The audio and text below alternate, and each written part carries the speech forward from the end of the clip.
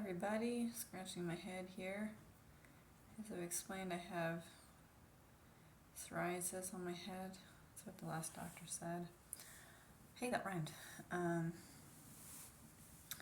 feel kind of uncomfortable talking today because I haven't really talked to anybody besides like my psychiatrist for a second, and I told him like I didn't want to take meds anymore or like it was kind of a different question but related to that, like if I had to take meds, because I thought my probation stipulates that I take meds. He said he can't like show my records to my probation officer, and he said not unless there was a court thing would I really have to take meds, which I think there was a court thing. I mean, I had a trial for a crime I didn't commit. The parentheses are just because they think I did, because I said I did so I could get out of jail. So anyway, yeah, so I hope this is magnetizing to you and that I'm a magnetic individual expressing magnetic ideas. Magnet. Oh wait, they go quicker than that. Magnet. Okay, I'm a little bit out of it right now. Been watching YouTube all day besides going to my doctor's appointment. I didn't take a regular walk like I usually walk. I had to walk, a good 30 minutes between the bus stops and the doctor's total. Got some oatmeal at the grocery store.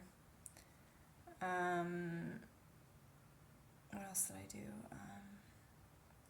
Got some more laundry soap at the grocery store. They had a good deal on it, so I didn't have to go to the dollar store.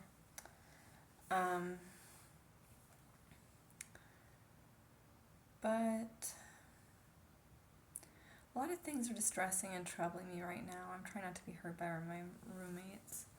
I don't know if they can hear me anyway, but that's why I'm talking kind of softly. Sorry, I'm kind of moving my leg. And I'm holding my hand against it because my arm is like not working. My right arm is like injured right now. You can't see it really, but I guess I just wanted you to see my right arm. And I kept panning, hoping it didn't look fat if I panned. I do think I weigh too much for an American woman, which stresses me out. But I am losing weight, so I'm happy about that. Lost like 5 pounds kind of out of nowhere.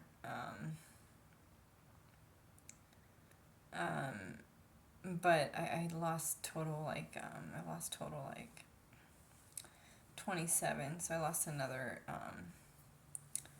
pound or two in the last week. I really think I'm gonna have to stop eating meat because it's just starting to seem very disgusting to me. This isn't really a moral issue, because if it were, I'd probably just keep eating eggs, because I don't really have a moral issue with eating chickens. But I tried to eat some actual chicken, like make some actual chicken, like fried chicken, a month ago, and it was like, it really didn't sit well in my stomach. It just felt like I was eating flesh or something, you know? But it was chicken flesh. I'm not a cannibal. But it just, that's kind of how it felt in my stomach. Just like, ugh, what did I just eat? That's disgusting. I mean, it was fine chicken. It wasn't over the expiration date or anything. And the other night when I put some eggs on top of my salad, I just felt like I was eating a chicken, like a baby chicken. But it almost felt like I was eating its mother or something, because, you know, baby chickens' eggs are made out of their mothers, so. And I know plants are people too. So, like, you can't really get away from, like, things having feelings. that you need to ingest to stay alive. Um, so I'm not saying like I'd be a more pious person or something for eating vegetables. I just and the vegetables I ate made me feel sick too, and 'cause I ate a little too much of them, but overall they made me feel much better than the meat did. I haven't been taking my Metamucil because it's sugary, like orange flavored. I really should have gotten like clear flavored or gotten um, the other thing you can take for fiber in the purple bottle. I can't remember what it's called, but it's in a short purple bottle with a purple cap. So I've taken that before, and that was helpful, but I don't think that has any bad effect on your body like sugar or anything. I don't think it has sugar in it. So the fiber I was taking, I think, was making my stomach not hurt so bad when I eat, but now it hurts bad when I eat again, which kind of makes me cry. Feel like crying. I'm not crying right now, but it would be okay if I did.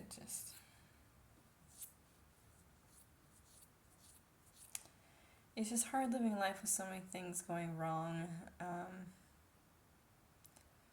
I feel that I'm blessed or going to be blessed in the future. I don't want to use that word blessed because it gets so overused. I'm blessed.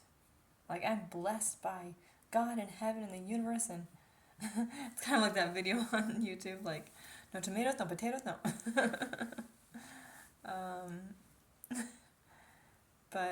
Yeah, you guys are the only people I'm talking to today besides my psychiatrist and a couple nurses and the registration person at the hospital.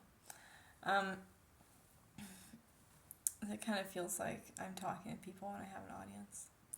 It's kind of a natural position for me. Like, I feel like I'm supposed to be in front of an audience.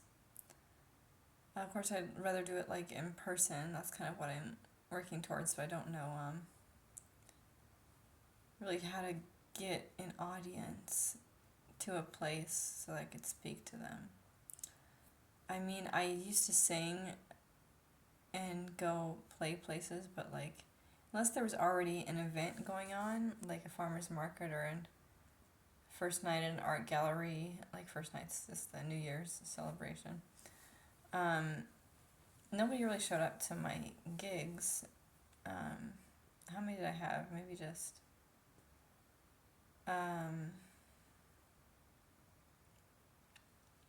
not very many, a handful maybe, of gigs that weren't tied to an event.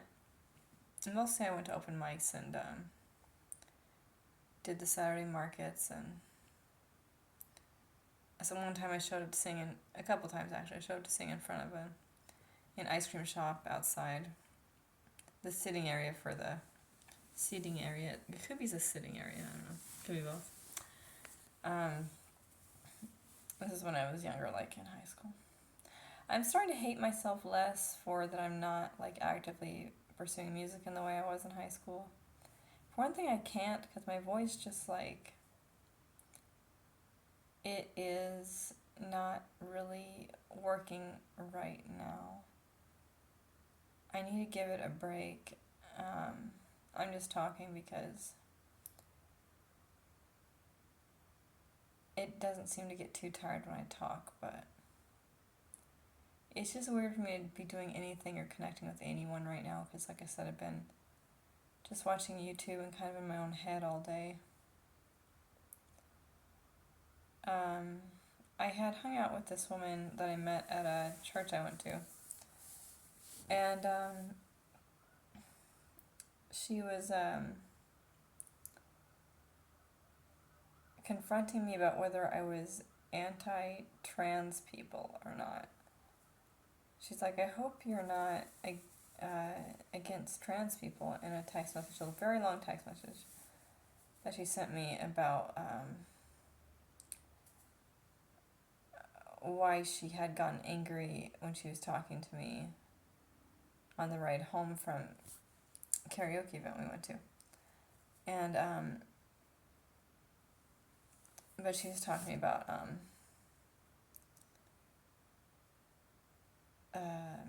don't think people from that church are going to find this video, maybe. I'm not going to give her name or anything, so no one's going to know what I'm talking about. But she was talking about her mental disorders and, like, kind of just... I could see through what she wrote that her emotions were that she was very angry at me for asking her to give me time to speak in the conversation. And telling her, like, I didn't tell her in these words, but feeling overrun by... and just that she continued to keep talking and talking and talking and talking. And I'm not like the everlasting listener or something. You know, like I am a person too. Like let's take a break from the talking. If you can't let me speak, let's just take a break. But preferably we could have a conversation where both of us speak. Like that would be nice. Like the concept never occurred to her, and I talked to her about this twice actually. The second time was in the car ride home, like when I got to my home. She was kind of scaring me at the end of the conversation. Like, I got this vibe that I was like unsafe in the car. It was only for a second, but I got that vibe, and there was one point at which I couldn't breathe very well, so I don't think her intentions were that great at that point. I didn't hightail out of the car because I couldn't come up with an excuse, so I should have just got out of the car and said bye. You don't need an excuse to get away from someone if you're feeling uncomfortable around them. I'm just not very good at that yet. I'm trying to just like get away from people when I feel uncomfortable around them. I could have got myself into almost sticky situations, like doing stuff like that. But, yeah. So that was kind of something I went through recently. I thought she could maybe be a friend, but then I psychically checked into her energy, or empathically, but either way, I hit the nail on the head, but I don't want to hit a nail on anyone's head. A nail on the head. They're talking about the head of the nail. But still, it makes me think of a human head. So I don't want to use that terminology. That phrasing is what I wanted to say, but I don't think that's a real way you're supposed to talk about that, but I'm going to say phrasing. Phraseology. I'll make up new ways to talk about stuff. But, yeah, she was kind of scaring me. It just was very much reminiscent of how my dad used to talk to me, like on and on and on, never giving me like any room to talk. Same with my ex-husband, same with an ex-boyfriend I had. Just like they can't like shut up long enough to give me like room to feel comfortable enough to speak. And it's like the problem is I don't feel comfortable around that person in the first place. So I don't want to share that much with them. So lo and behold, I should not be in the car with him. I shouldn't have been in a relationship with him. I shouldn't have been in a relationship with the other guy. But I missed the warning signals somehow in my brain and body saying I shouldn't be around these people. But I didn't miss it with her. I knew that it was going to be a bad time. Just as far as how I was going to feel in the interaction with her. But I decided to go to karaoke anyway.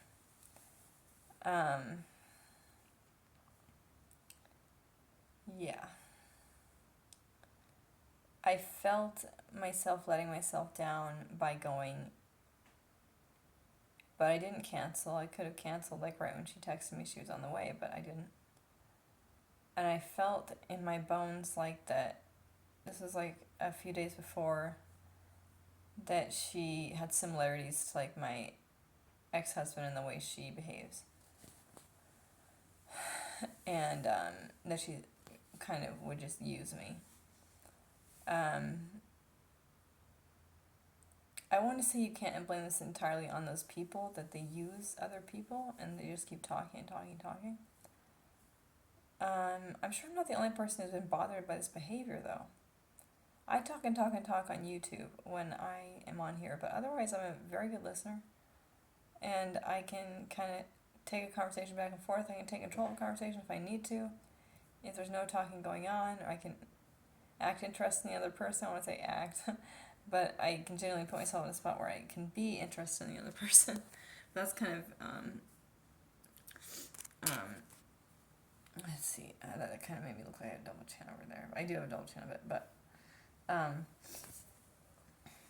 yeah, I don't like just being the listener anymore for these people. It just sucks me dry. It's just like I have no energy left at the end.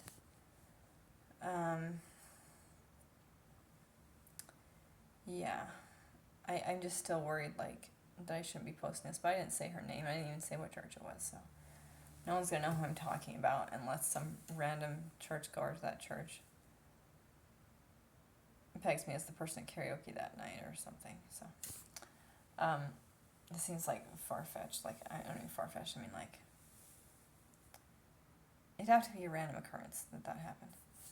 It wouldn't be like something, because I don't want to embarrass anybody. Hit me.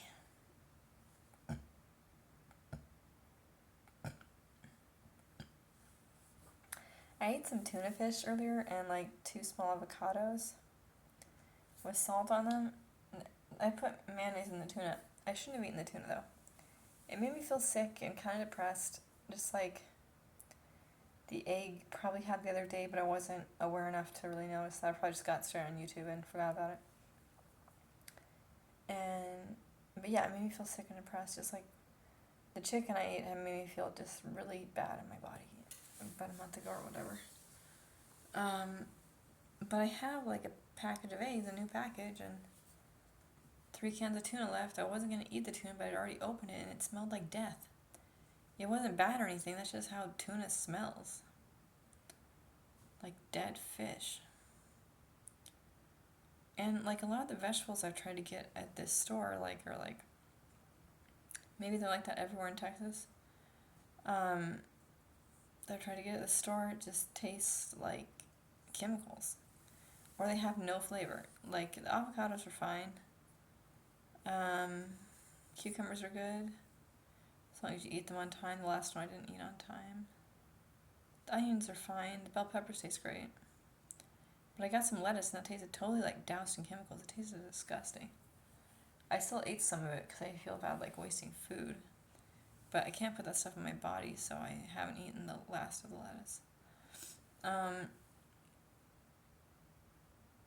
I think I'm going to have to go buy some sort of clear fiber that doesn't have sugar in it, because...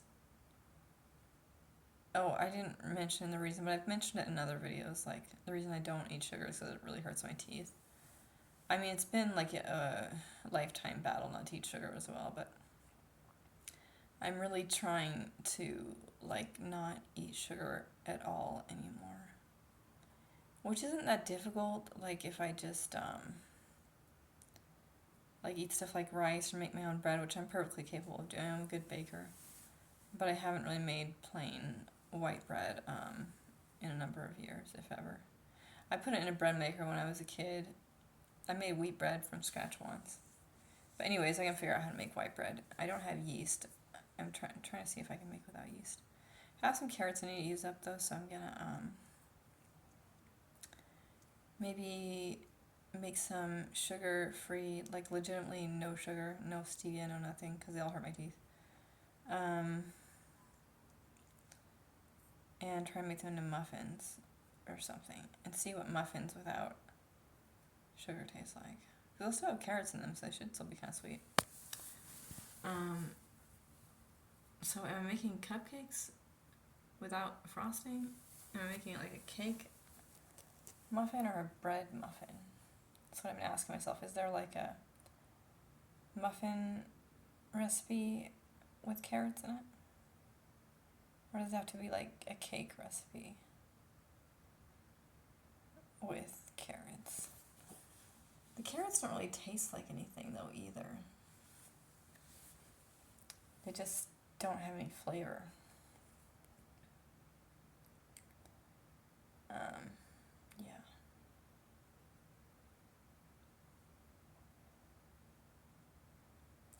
Will they have flavor if I put them in a muffin or a cupcake recipe? I had to wait for them at tomatoes, like a little, I got some cherry tomatoes, because I thought they would taste better than the regular tomatoes that hadn't tasted like anything. Or just tasted kind of, yeah, it's like a mix of like light dusting of chemicals and um, just bland flavor. I'm not being picky here, which I know is like the next thought people are gonna have once they see this video in 2 years. Could be quicker than that, but so it's just that is what they actually taste like. I've tasted vegetables over the years and they've tasted fine, but this is not going well. I mean, my buying of the vegetables, but I mean how they taste. And just my stomach is not reacting well to food in general, so I need some sorts of fiber to help with that, I think. It's Miralax, that's the other one I could use. Well, I have ulcerative colitis, so fiber helps with digesting things for me and other people with ulcerative colitis, I'm sure. But because my gastroenterologist back in Montana suggested that it's like, have you ever tried Miralax or Metamucil? He mentioned casually one day. It's the only time I'd ever heard anybody say it. But I swear that stuff has like saved me for the past 2 years. So I wish someone had mentioned it sooner because it just makes my stomach a lot less sensitive and makes my life a lot better.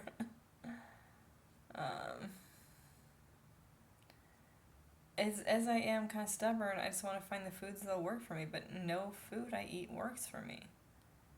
And I could just go on a fast or something, because I want the natural healing option.